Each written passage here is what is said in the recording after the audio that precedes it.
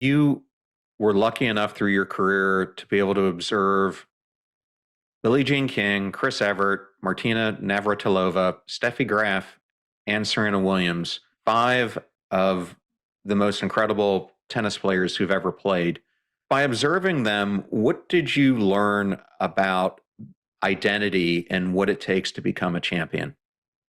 Oh, how lucky was I, right? To be exposed to all those people, especially young. I was in my early 20s. I was just out of college when I first met Billie Jean King, when I was covering one of the very first stories I ever wrote as a professional was about Martina Navratilova at the Virginia Slims of Oakland when I was literally, I think, 21 years old. They were nice to young women. I'll tell you something, they went out of their way to be welcoming. I think they knew being a woman in a man's world, being female athletes in a heavily dominated male culture of sports made them sensitive to a young female sports writer. So they were helpful and easier to get to know than male athletes probably would have been to me otherwise.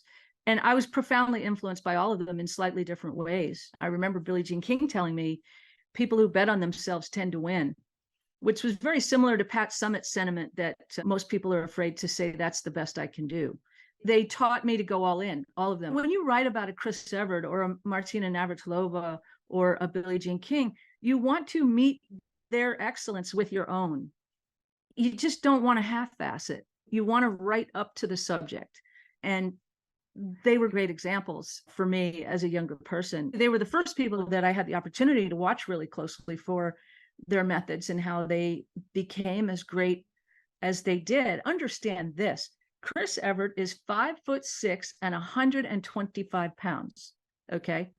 She was a squirt compared to some of the people she was playing against. Margaret Court was over 6 feet tall, right? Martina Navratilova had 2 inches and 20 pounds on her. Billie Jean King is tiny, right? For one thing, great examples that what matters is precision, grace under pressure, preparation, those sorts of things. Incredibly well drilled in what they did, incredibly well practiced.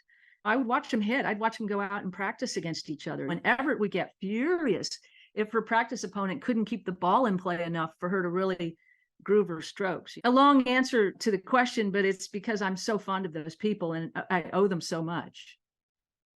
Well, Chris Everett, when I think about her game, she was such a huge study of being as technically on her game as she possibly could be.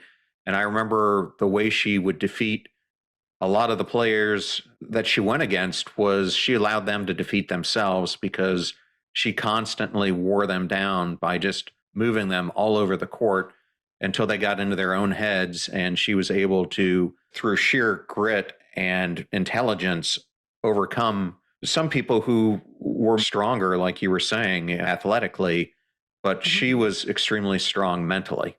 Well, she was a great technical striker of the ball, and that took incredible work. There was a lot of grind and a lot of sweat behind her game because in order to put the ball so deep on the lines the way she did and to move the ball, she could really move the ball around with her racket. So I don't want to discount Chris's physical work. And there was a buried athleticism there that was very deceptive as well. She was an incredibly economical athlete, efficiency as great an athletic quality as anything. And she had that. She had real technical mastery over the racket. But the other thing she did have, we were talking about this not long ago, actually. She said, I knew I was going to be there on every single point and every single ball, whereas other people would drift in and out with their concentration.